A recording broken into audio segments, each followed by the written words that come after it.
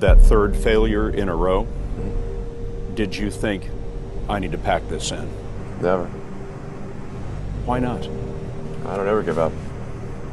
I mean, I'd have to be dead or completely incapacitated. He has been referred to as the real-life Iron Man. He is a co-founder and CEO of Tesla, CEO of SpaceX, founder of The Boring Company, co-founder of Neuralink, founder of PayPal, and co-founder of OpenAI. According to Forbes, he is the 20th richest person in the world with a net worth of about $31.8 billion. He is Elon Musk, and here are his 10 rules for success. And then just work like hell. I mean, you just have to put in 80 to 100 hour weeks every week. Gosh, and that's then a lot of work. All those things improve the odds of success. Okay. I mean, if other people are putting in 40-hour work weeks and you're putting in 100-hour work weeks, then even if you're doing the same thing, you know that in 1 year you will achieve what they achieve. You will achieve in 4 months what it takes them a year to achieve. Okay, I like your work ethic. So, all right. Thanks. Elon. You need to work, depending upon how well you want to do, and particularly if you're starting a company, you need to work super hard. So what does super hard mean? Well, when my brother and I were starting our first company, instead of getting an apartment, we just rented a small office and we slept on the couch. And we showered at the YMCA, and we're so hard up we had just one computer. So the website was up during the day, and I was coding at night, 7 days a week, all the time. And I sort of briefly had a girlfriend in that period, and in order to be with me, she had to sleep in the office. So work hard, like I mean, every waking hour. That's the thing I would say, particularly if you're starting a company. And I mean, if you do simple math, say like, okay, if somebody else is working 50 hours and you're working 100, you'll get twice as much done in the course of a year as the other company. Have a high pain threshold. That's there's a friend of mine who's got a good saying, which is that starting a company is like eating glass and staring into the abyss. Okay, that's generally what happens, because when you first start a company, there's lots of optimism and things are great, and then so happiness at first is high. Then you encounter all sorts of issues, and happiness will steadily decline, and then you'll go through a whole world of hurt. And then eventually, if you succeed, and in most cases you will not succeed, and Tesla almost didn't succeed, came very close to failure. Then if you succeed, then after a long time, you will finally get back to happiness. People want to be more like you. Really? And for the fate of humankind, I think it would be great to have more Elon Musks. So what do we need to do to become more like Elon? I don't know if it's, I think it maybe sounds better than it is.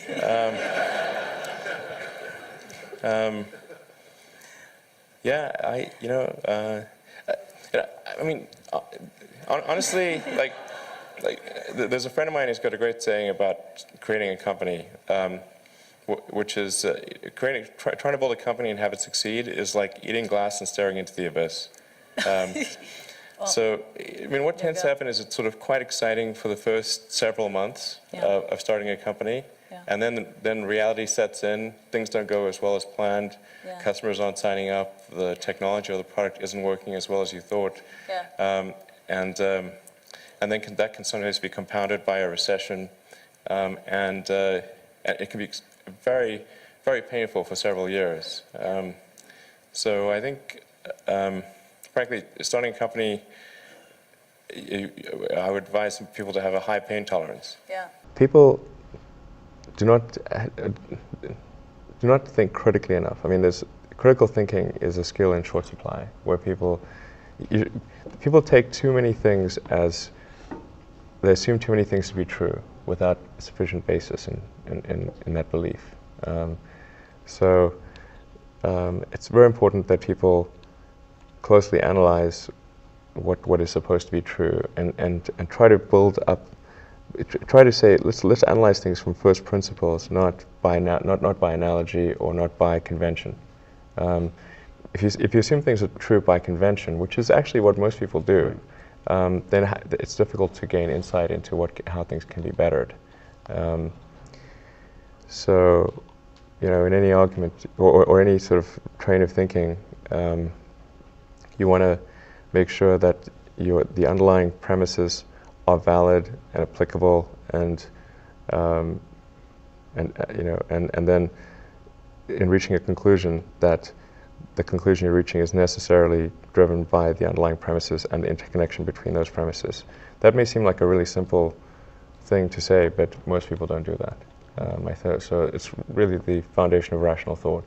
If somebody is doing something that is useful to the rest of society, I think that's a good thing. Like, it doesn't have to change the world. Like, if you're doing something that has high value to people, and frankly, even if it's like just a little game, or some improvement in photo sharing or something, if it has a small amount of good for a large number of people, I think that's fine. Like, stuff doesn't need to change the world just to be good. People tend to overweight risk on a personal level.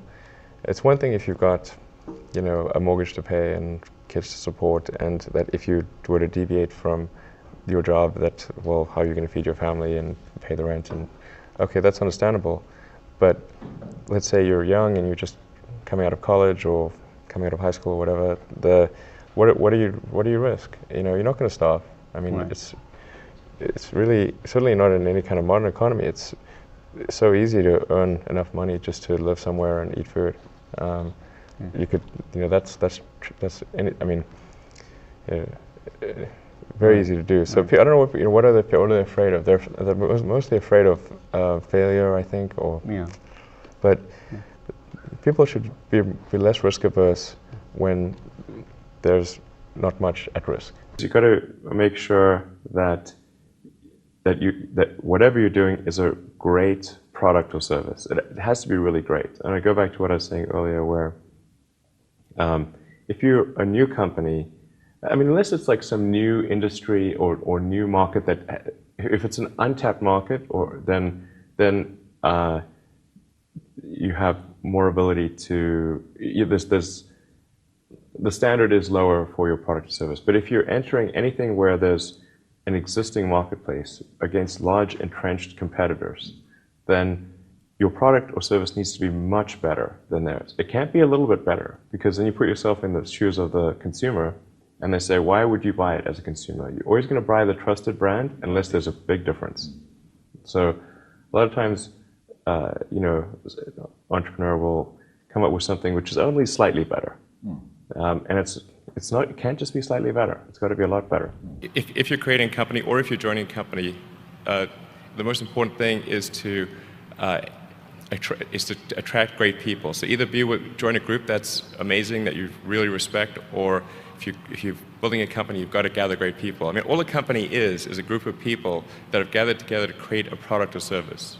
And so depending upon how talented and hardworking that group is, and the degree to which they are focused cohesively in a good direction, that will determine the success of the company. So do everything you can to gather great people if you're creating a company. Constantly seek criticism. Yeah.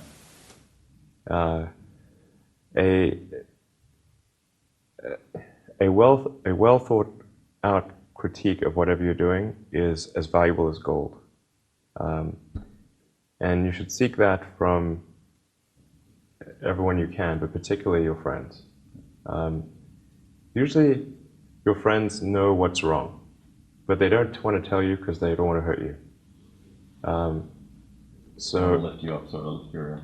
Yeah. So they'll say, "Oh, I want to encourage my friend, so I'm not going to tell him what I think is wrong with this product." Yeah. It doesn't mean your friends are right, but very often they are right, and you at least want to listen very carefully to what they say. And to everyone, if you're looking for, basically, you should take the approach that you're wrong, that you, the entrepreneur, are wrong. Your goal is to be less wrong. Don't just follow the trend.